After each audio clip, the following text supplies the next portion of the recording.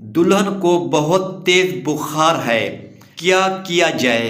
दुल्हन की सास ने परेशानी के आलम में कहा। दुल्हन की 1 घंटा पहले ही घर आमद हुई थी। दूल्हा साहब सब बातें भूलकर भागम दौड़ दुल्हन को अस्पताल ले गए।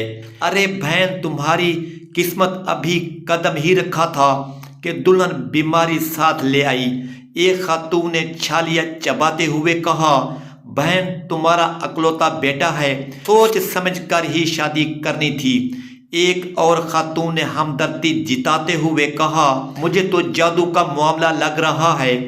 भली चंगी तो घर आई थी, एकदम बुखार कैसा। एक खातून ने अपना खदशा ज़ाहिर किया और दुल्हन की आमद तक चय-मगोया का यह सिलसिला जारी वो सारी रहा। 2 घंटे बाद वापसी हुई। डॉक्टर ने ड्रिप लगाई थी और कुछ अद्वियात तजवीज़ की थी।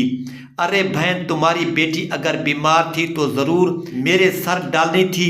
मेरा तो अकलौता बेटा है, इतने अरमानों से उसका ब्याह किया था। दुल्हा की माँ दुल्हन की माँ को कोस रही थी।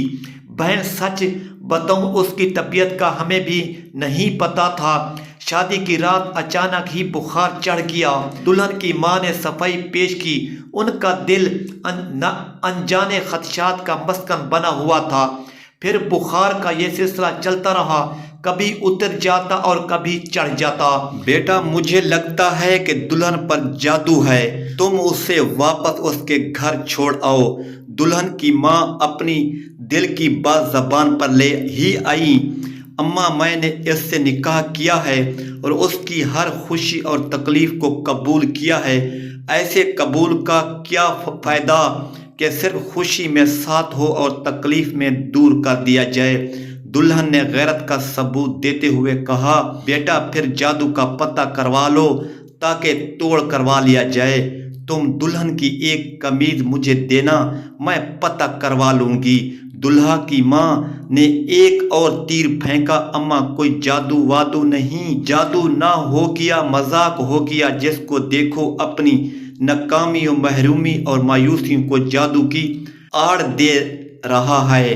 अगर इस कसरत से जादू होते हों तो उसका मतलब हुआ कि हमारी आधी आबादी बाकी आधी आबादी पर जादू करवा रही है। मुमकिन है ये। दुल्हा ने मजबूत दलील पेश की और कमरे से निकल गया। सास साहिबा ने खुद ही खामोशी से दुल्हन की कमीज हासिल की और जादू के तयन के लिए भिजवा दी।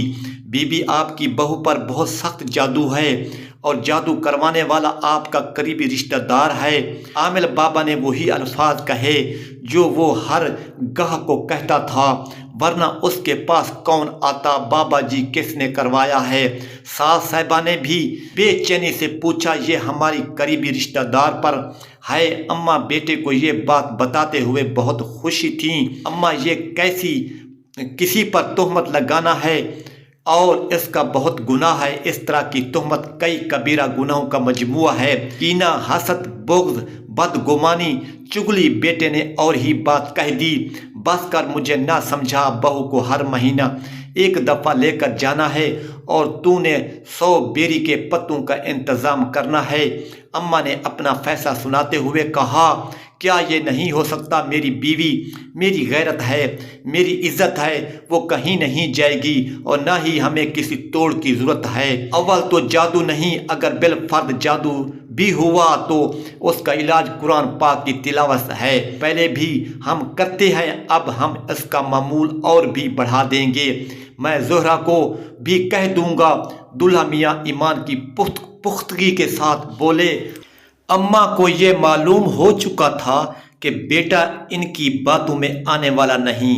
कुरान पाक तो हम सब पढ़ते हैं, फिर ऐसी अम्मा भी कहाँ हार मानने वाली थी। बाकी सब का तो नहीं पता, लेकिन आपका ज़रूर अंदाज़ा है।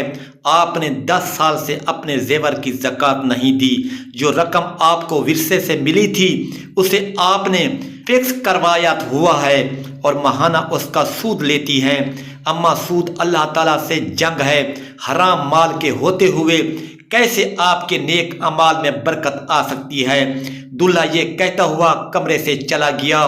دلہن کے مکمل ٹیسٹ کروائے گئے تو گردے میں انفیکشن کی تشخیص ہوئی اور اس کے مکمل علاج کے بعد وہ بالکل صحت مند ہو گئی۔ اللہ تعالیٰ نے اولاد کی نعمت سے بھی نواز دیا۔ اماں بھی ایک مطیع سنت بزرگ سے بیعت ہو گئی۔ انہوں نے کچھ زیور بیچ کر 10 سال کی زکوٰۃ بھی ادا کر دی اور سودی اکاؤنٹ بھی ختم کروا دیا، اور جو سود وہ لے چکی تھی اتنی رقم مفتیان کرام کے مشورے کے مطابق بغیر ثواب کی نیت کی ایک جگہ دے دی۔